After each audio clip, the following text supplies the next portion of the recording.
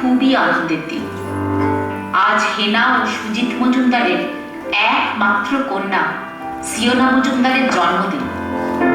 আজ বাড়ির লোকজনে ভর্তি, প্রচুর লোক আমন্ত্রিত। পাশের বাড়ির ঘোষকিন্নি থেকে শুরু করে হেনার বোনের শাশুড়ি অনুরাধা দেবী সবাই আজ উপস্থিত। সবই ঠিকঠাক, কোথায় যেন একটা চিন্তা সবার মনে। সিয়োনা আজ 2 সপ্তাহ ধরে কথা বলছে না, কারোর সাথেই না। এত লোক বাড়িতে, যার জন্মদিন, তার মুখে যদি হাসি না থাকে তাহলে কি করে হবে? কি এমন হতে পারে যার জন্য এতটুকু মেয়ের মুখে কোনো কথা নেই? প্রচুর প্রশ্ন। উত্তর জানতে চলুন আমরা চলে যাই সেই প্রথম দিন, যেদিন মায়া বিয়ে করে প্রথম এই বাড়িতে এলো। ও হ্যাঁ, আমি কে সেটার জন্য না হয় আমরা গল্পের শেষ অবধি অপেক্ষা করি।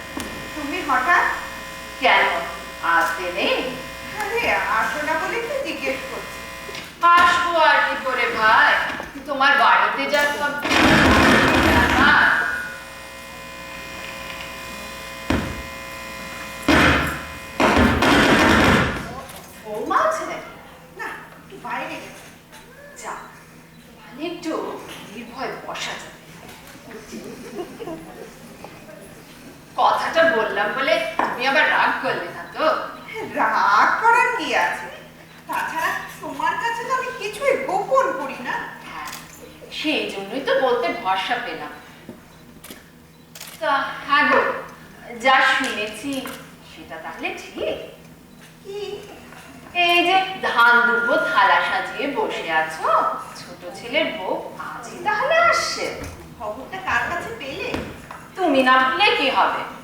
তোমাদের শিবানী গো মালিকের মাকে বলেছে, তার কাছে শুনতে পেলাম আর কি।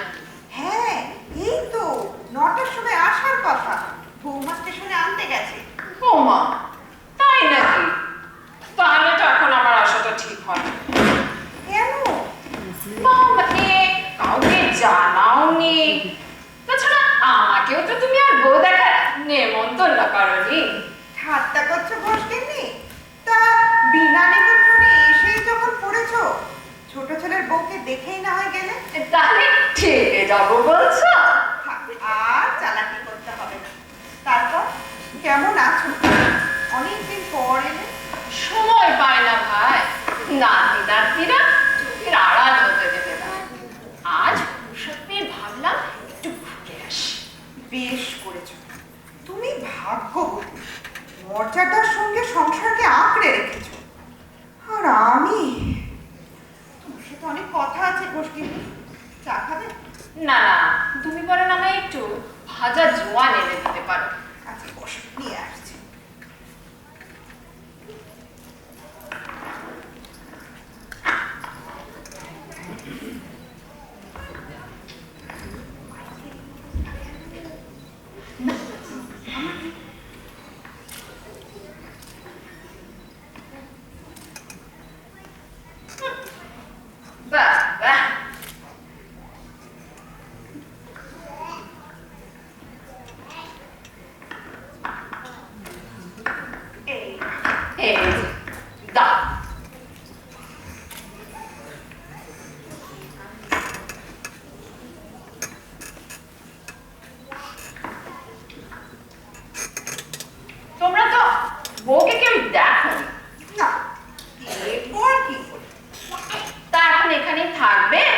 ছেলের সাথে আবার চলে যাবে? কিছুই জানি না, আধুনিক বউ সব। আহা, এমনও তো হতে পারে তোমার ছোট বউ এসে সব ঠিক করে দেবে। ভগবান জানে, কি রামের রক্ষে নেই এখন যদি সুগ্রীবতার দোষর হয়।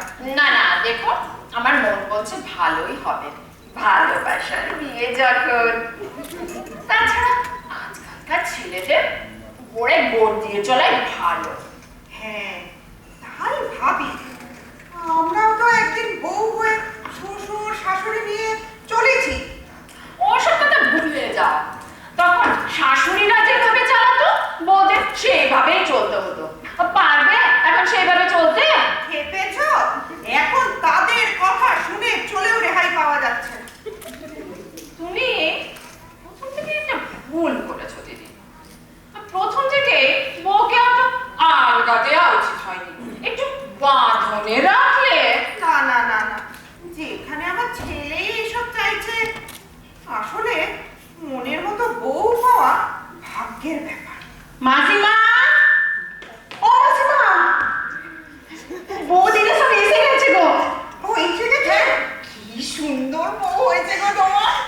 হ্যাঁ হ্যাঁ, তুমি এই দইটা ধরো, আমি টাস্কি থেকে সব জিনিসগুলো নামিয়ে আনি। যা, যা, যা। হিসেব করে দেখলে আজ আমার কত বড় আনন্দের দিন ঘটছেনি। ও মা, তাই তো, কি সুন্দর বউ গো, যেন একবারে লক্ষ্মী প্রতিমা। যাই বলো দিদি, তোমার ছেলে পছন্দ আছে। কিন্তু পুরো একা কেন? কাঞ্চনকে দেখছি না তো। সিওনা, স্টপ স্টপ। কি হয়েছে বৌমা? না কিছু না। আপনি আপনি কখন এলেন? এই তো আসছি। মা, ওকে আমি কাঞ্চনের ঘরে নিতে। না না, একটু দাঁড়াও, আগে দই দিয়ে আশীর্বাদটা করে নিতে দাও।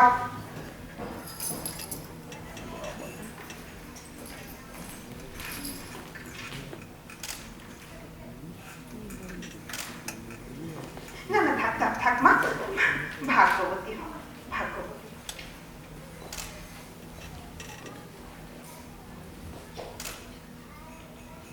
না না, আমাকে আর প্রণাম করতে হবে না। বসো মা, বসো।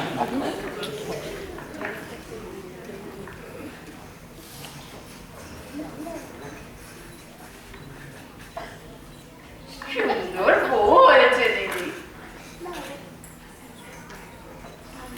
এই যে বৌদি, এটা কোথায় রাখবো? একেবারে ছোট দাদাবাবুর ঘরে রেখে দিয়া। মা,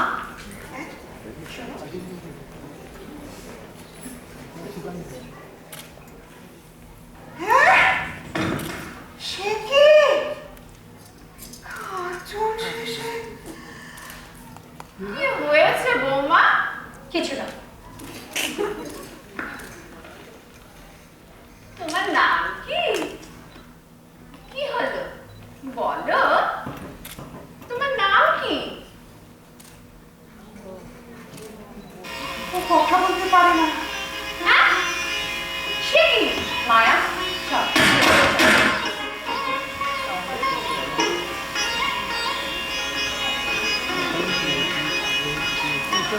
দেখতে পাচ্ছি